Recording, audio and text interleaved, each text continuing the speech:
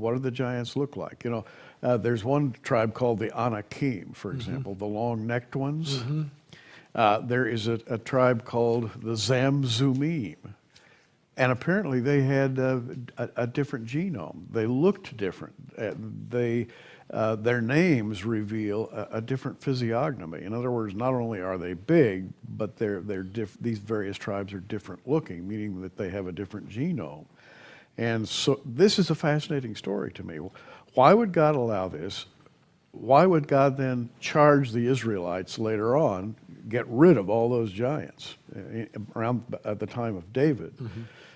Which then brings us to where you were talking about the exodus of giants.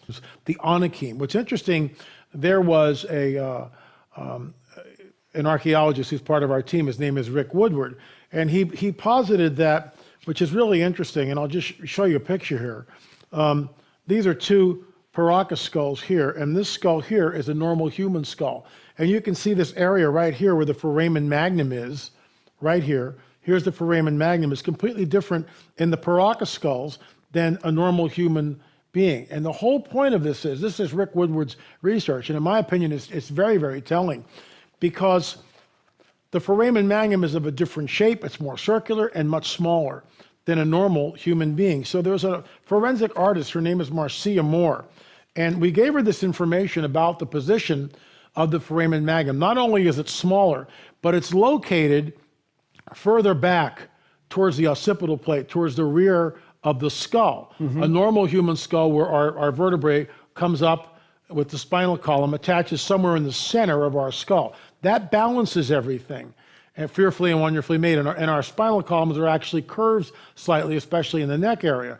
These skulls are completely different because of where the foramen magnum is positioned in the rear of the skull. And Gary, what's interesting about this, you can't move the foramen magnum if you cradle board a child. That's true. You can't do that. And this is Marcia Moore, and she has created this incredible shot, and you can see it here for yourself.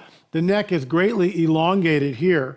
And what's interesting about this, the word Anakim, which is one of the Nephilim giants that we read about in the biblical prophetic narrative, the word Anakim can be translated long necks. She had no idea, no idea of what that meant. And after she showed this to me, I sort of chuckled to myself and I said, look, I'm not trying to put one up on you, but are you aware that one of the Nephilim tribes stated in the biblical prophetic narrative is the Anakim, and the Anakim means long necks?